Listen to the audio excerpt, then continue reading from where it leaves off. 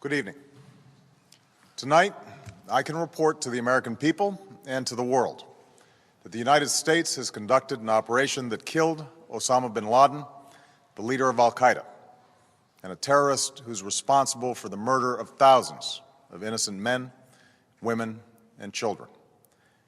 It was nearly 10 years ago that a bright September day was darkened by the worst attack on the American people in our history. The images of 9/11 are seared into our national memory. Hijacked planes cutting through a cloudless September sky, the Twin Towers collapsing to the ground, black smoke billowing up from the Pentagon, the wreckage of Flight 93 in Shanksville, Pennsylvania, where the actions of heroic citizens saved even more heartbreak and destruction. And yet we know that the worst images are those that were unseen to the world. The empty seat at the dinner table, children who were forced to grow up without their mother or their father, parents who would never know the feeling of their child's embrace, nearly 3,000 citizens taken from us, leaving a gaping hole in our hearts. On September 11th, 2001, in our time of grief, the American people came together. We offered our neighbors a hand, and we offered the wounded our blood.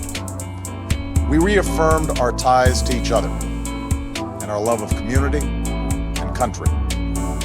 On that day, no matter where we came from, what God we prayed to, or what race or ethnicity we were united as one American family. We were also united in our resolve to protect our nation and to bring those who committed this vicious attack to justice.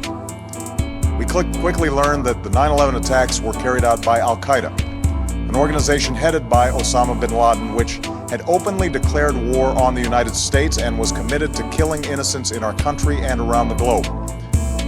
So we went to war against al-Qaeda to protect our citizens, our friends, and our allies. Over the last 10 years, thanks to the tireless and heroic work of our military and our counterterrorism professionals, we've made great strides in that effort. We've disrupted terrorist attacks and strengthened our homeland defense. In Afghanistan, we removed the Taliban government, which had given bin Laden and al-Qaeda safe haven and support. And around the globe, we worked with our friends and allies to capture or kill scores of al-Qaeda terrorists, including several who were a part of the 9/11 plot. Yet, Osama bin Laden avoided capture and escaped across the Afghan border into Pakistan. Meanwhile, al-Qaeda continued to operate from along that border and operate through its affiliates across the world. And so shortly after taking office, I directed Leon Panetta, the director of the CIA, to make the killing or capture of bin Laden the top priority of our war against al-Qaeda, even as we continued our broader efforts to disrupt, dismantle, and defeat his network.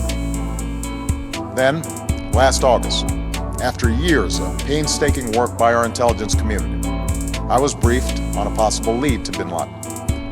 It was far from certain, and it took many months to run this thread to ground. I met repeatedly with my national security team as we developed more information about the possibility that we had located bin Laden hiding within a compound deep inside Pakistan.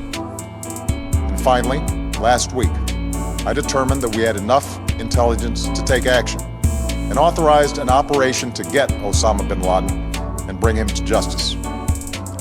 Today, at my direction, the United States launched a targeted operation against that compound in Abbottabad, Pakistan.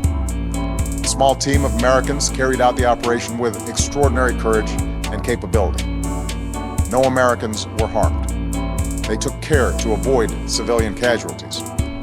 After a firefight, they killed Osama bin Laden and took custody of his body. For over 2 decades, bin Laden has been al-Qaeda's leader and symbol, and has continued to plot attacks against our country and our friends and allies. The death of bin Laden marks the most significant achievement to date in our nation's effort to defeat al-Qaeda. Yet his death does not mark the end of our effort. There's no doubt that al-Qaeda will continue to pursue attacks against us. We must, and we will, remain vigilant at home and abroad. As we do, we must also reaffirm that the United States is not and never will be at war with Islam. I've made clear, just as President Bush did shortly after 9/11, that our war is not against Islam. Bin Laden was not a Muslim leader. He was a mass murderer of Muslims. Indeed, Al-Qaeda has slaughtered scores of Muslims in many countries, including our own. So his demise should be welcomed by all who believe in peace and human dignity. Over the years, I've repeatedly made clear that we would take action within Pakistan if we knew where bin Laden was. That is what we've done. But it's important to note that our counterterrorism cooperation with Pakistan helped lead us to bin Laden and the compound where he was hiding. Indeed, bin Laden had declared war against Pakistan as well and ordered attacks against the Pakistani people. Tonight, I called President Zardari, and my team has also spoken with their Pakistani counterparts. They agree that this is a good and historic day for both of our nations. And going forward, it is essential that Pakistan continue to join us in the fight against Al-Qaeda and its affiliates. The American people did not choose this fight. It came to our shores and started with the senseless slaughter of our citizens. After nearly 10 years of service, struggle, and sacrifice, we know well the costs of war. These efforts weigh on me every time I, as Commander-in-Chief, have to sign a letter to a family that has lost a loved one, or look into the eyes of a service member who's been gravely wounded. So Americans understand the costs of war. Yet, as a country, we will never tolerate our security being threatened, nor stand idly by when our people have been killed. We will be relentless in defense of our citizens and our friends and allies. We will be true to the values that make us who we are. And on nights like this one, we can say to those families who have lost loved ones to Al-Qaeda's terror, justice has been done.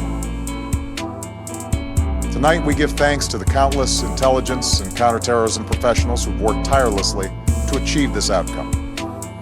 The American people do not see their work nor know their names, but tonight they feel the satisfaction of their work and the result of their pursuit of justice. We give thanks for the men who carried out this operation, for they exemplify the professionalism, patriotism, and unparalleled courage of those who serve our country. And they are part of a generation that has borne the heaviest share of the burden since that September day. Finally, let me say to the families who lost loved ones on 9/11 that we have never forgotten your loss, nor wavered in our commitment to see that we do whatever it takes to prevent another attack on our shores. And tonight, let us think back to the sense of unity that prevailed on 9/11. I know that it has at times frayed, yet today's achievement is a testament to the greatness of our country and the determination of the American people.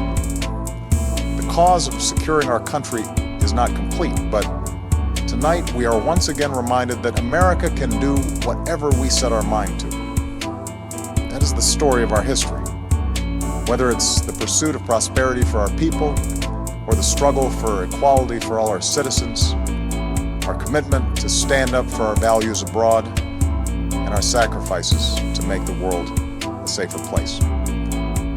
Let us remember that we can do these things not just because of wealth or power, but because of who we are. One nation, under God, indivisible, with liberty and justice for all. Thank you. May God bless you. And may God bless the United States of America.